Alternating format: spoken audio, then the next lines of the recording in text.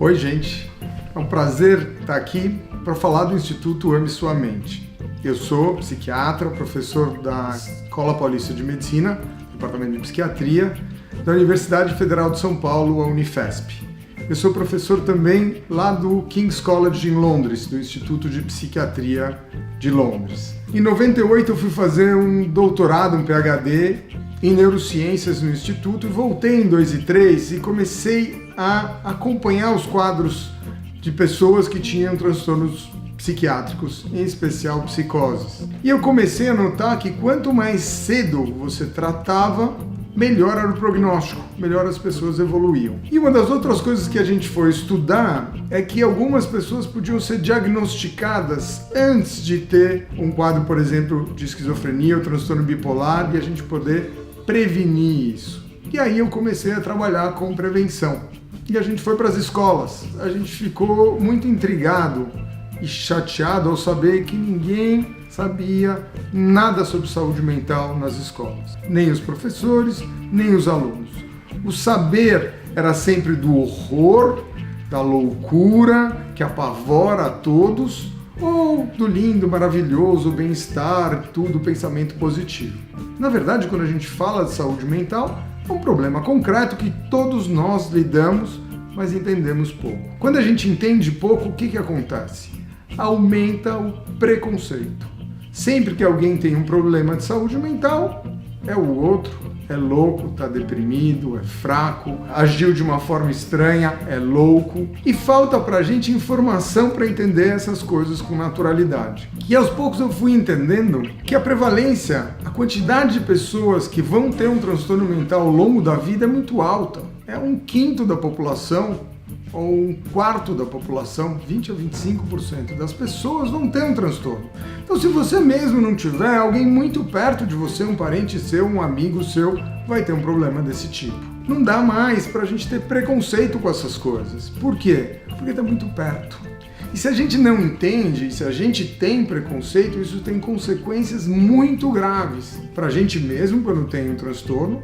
Por quê? Porque a gente não procura ajuda. A gente acha que é uma falha nossa. Eu tenho vergonha de ser assim.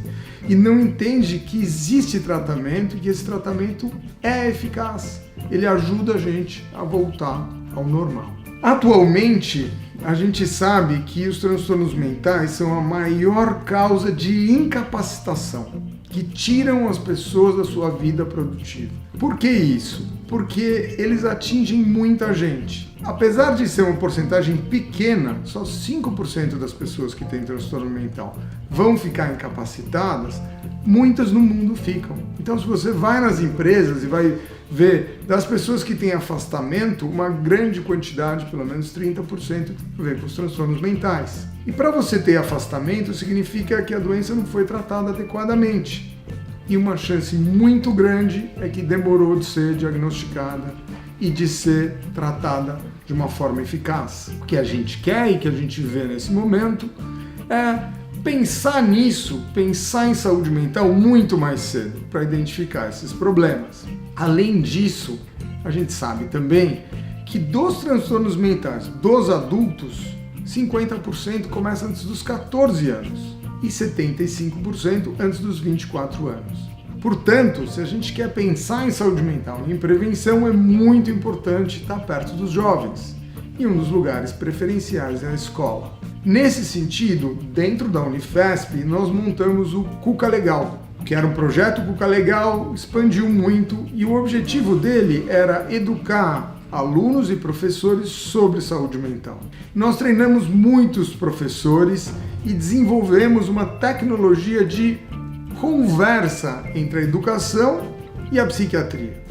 O conhecimento médico que estava no castelo desceu para, de fato, ser útil para as pessoas. Gustavo Stanislau e eu coordenamos um livro que chama Saúde Mental na Escola. O que os educadores precisam saber.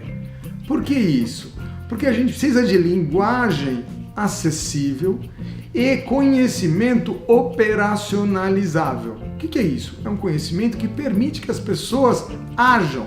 Então, se eu sei que isto é depressão, o que eu posso fazer com isso? Se eu entendo que um aluno está agitado, que está determinando essa agitação e o que eu posso fazer sobre isso. Portanto, os professores ficam muito satisfeitos com a formação porque eles ficam mais preparados, empoderados para lidar com os alunos. Os estudos mostram que mais ou menos 4 alunos, 5 alunos numa classe de 30 vão ter algum problema de saúde mental e os professores já estão convivendo com eles. E alguns deles o professor não percebe. E quando ele percebe, às vezes já é um pouco tarde. Então a gente vê casos como automutilação e suicídio, em geral eles são uma situação de quando é uma consequência de uma situação que já andou muito e que podia ter sido prevenida se acolhida na hora certa. Um dos princípios fundamentais do Instituto Ame Sua Mente é que as pessoas se responsabilizem pela sua saúde mental.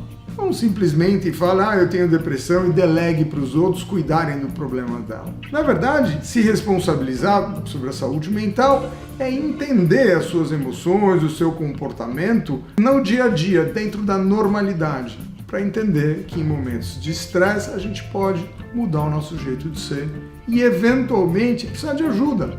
Mas a ajuda não é médica e psicológica, é a ajuda de um amigo, de um parente, de um professor, eventualmente de um profissional de saúde. Mas as ajudas são mais eficazes quando as coisas são mais tranquilas. Obviamente, a gente não acha que tudo vai ser resolvido dessa forma.